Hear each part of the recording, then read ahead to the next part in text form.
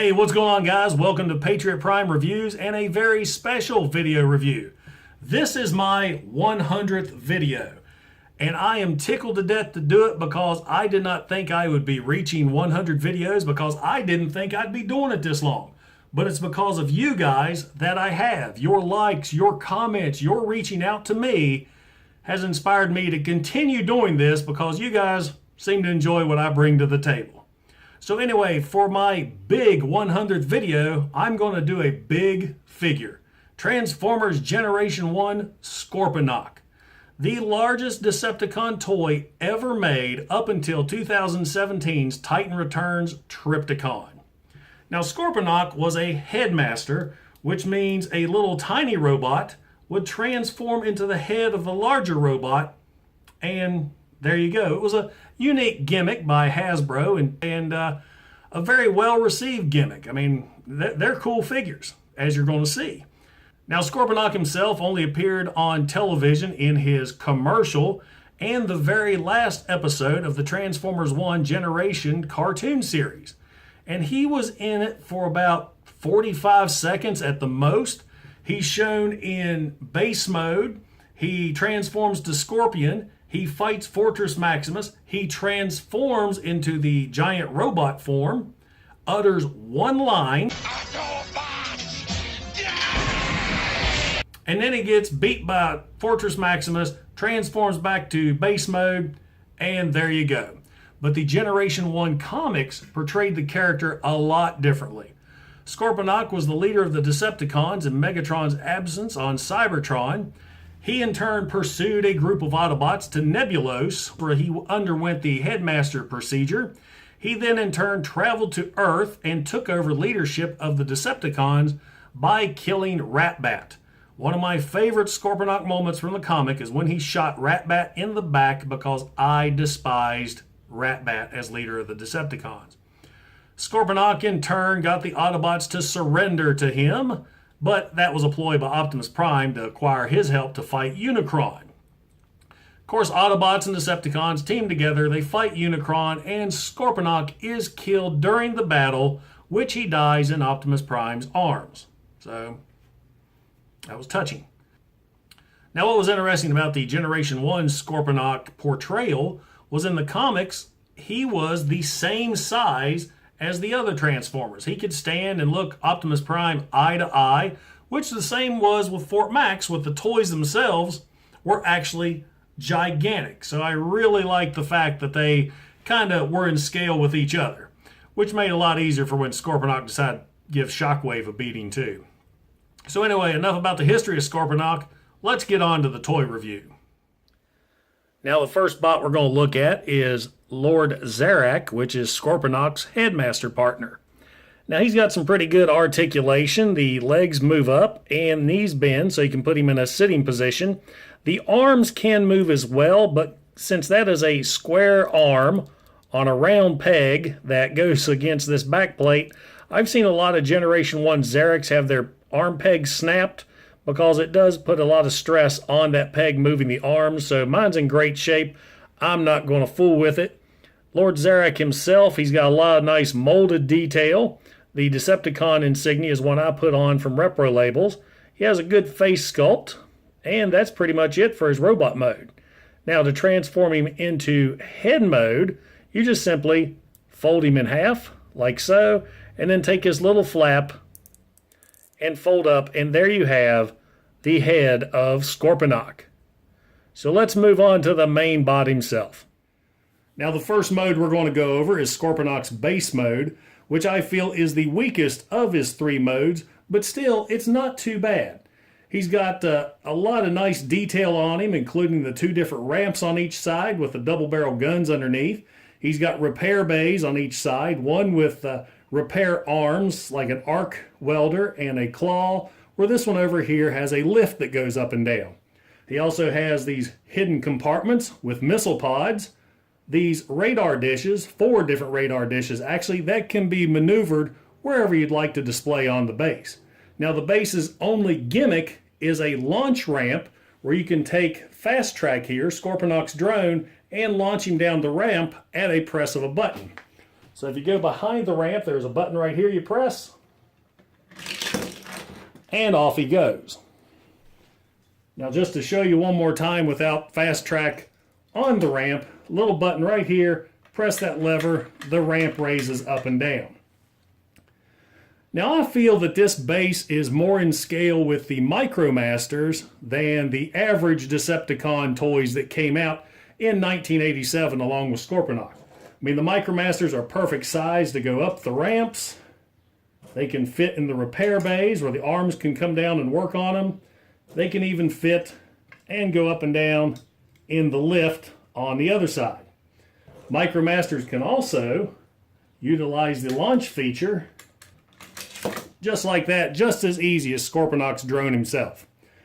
So now let's go ahead and transform the city mode into his next mode, the Scorpion. And the first thing you have to do is remove the MicroMasters and then start removing parts. Let's take off all the different radar dishes. You're going to remove the repair arms and the elevator. Go ahead and shut these panels. Remove the towers off either side. Remove these chrome pieces. Go ahead and fold the ramps up. Now you can leave the guns on if you wish. Those will be utilized in Scorpion mode. And we're going to remove this center tower, folding this portion up. So there we go. Now to go ahead and begin the transformation to Scorpion mode, first thing you want to do, pick the base up, take the tail ramp, fold down. You're going to rotate these legs around.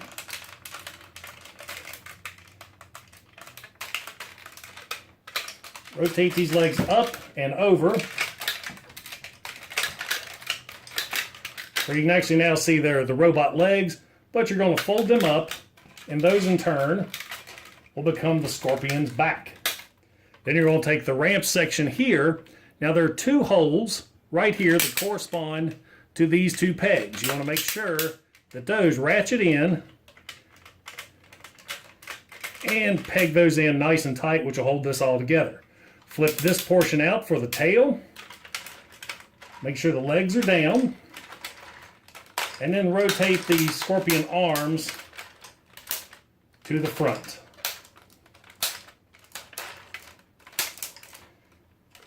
And there we have Scorponok in Scorpion mode. He just needs his attachments. Now the first thing we're going to add on is we're going to take the two chrome tower pieces and you attach those to the side of the Scorpion like so on both sides.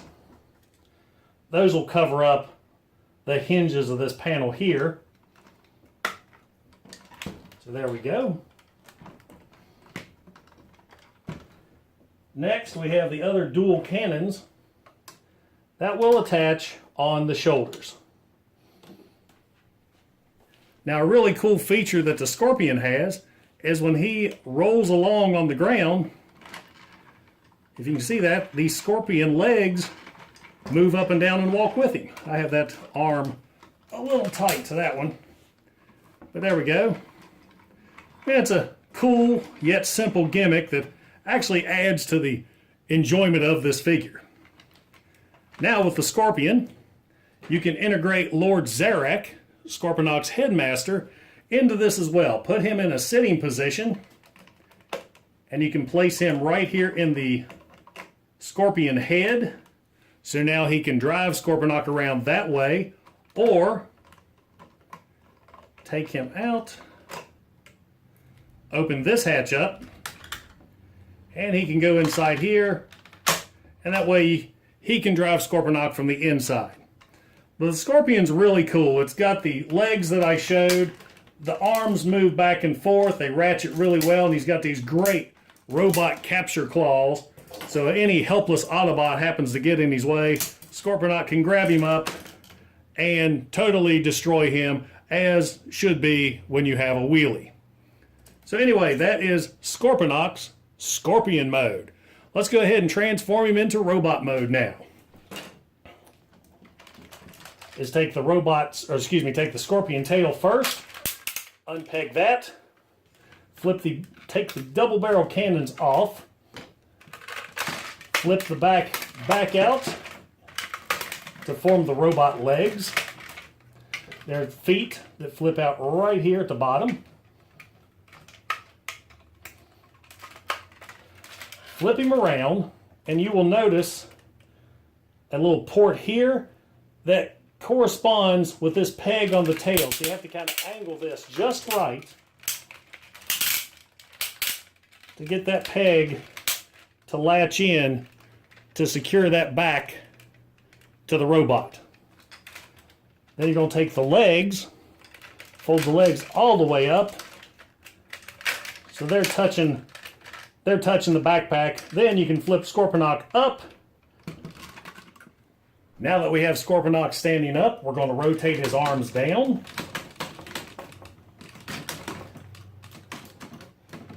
And there's robot mode. Now we just have to attach his weaponry.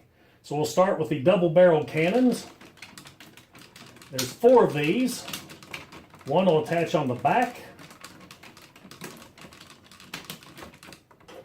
and front of each shoulder.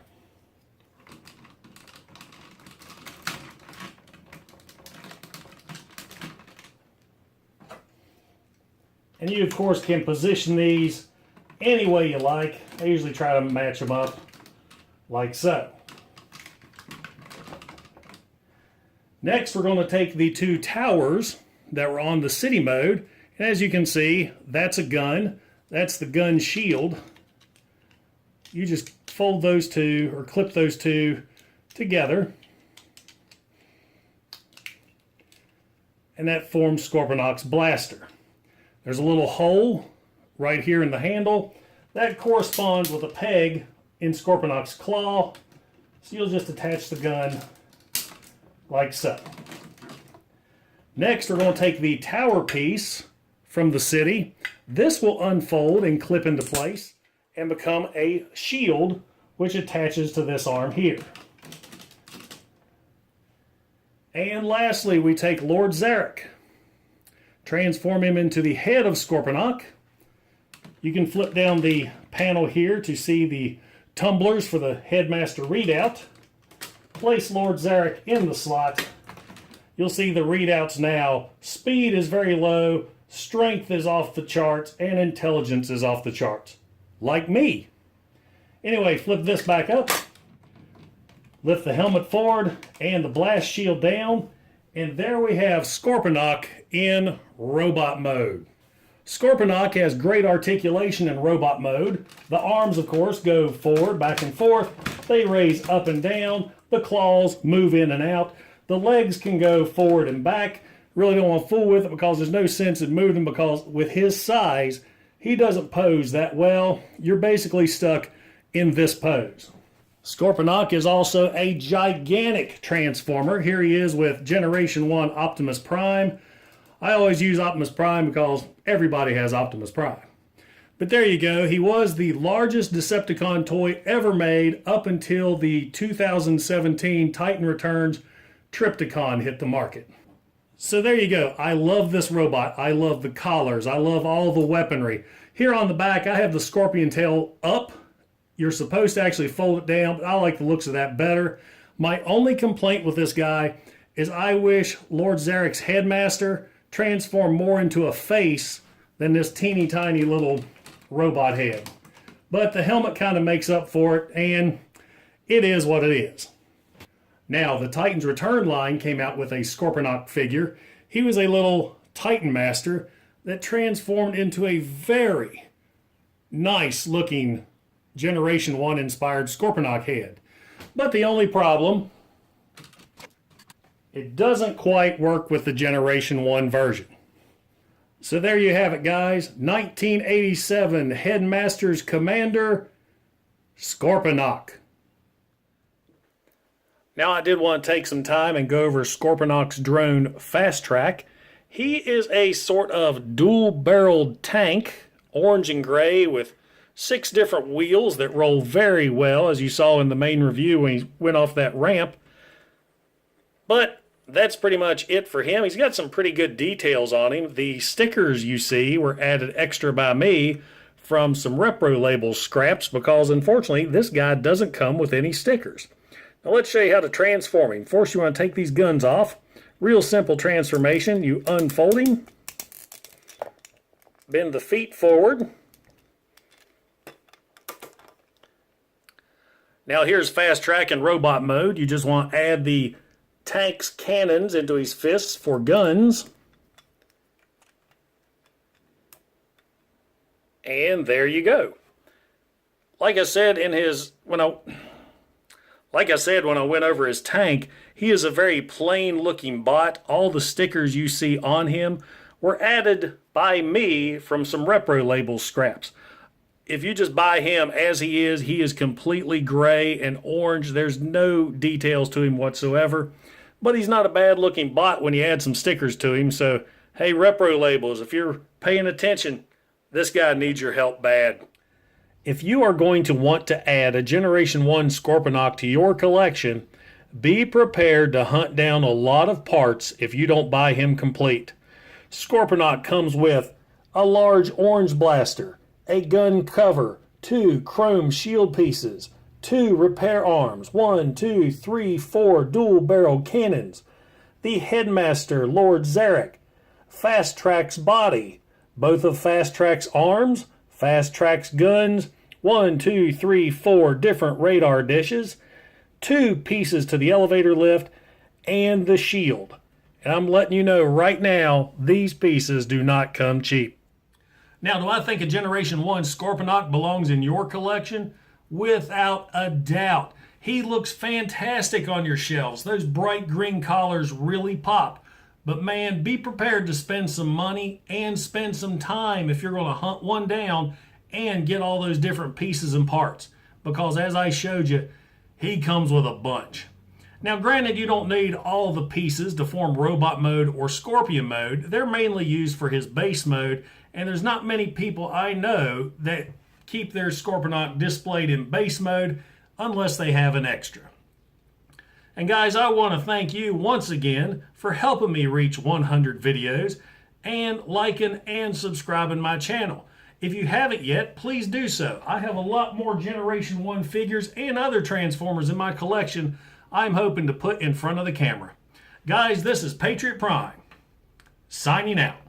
Hoo-ah!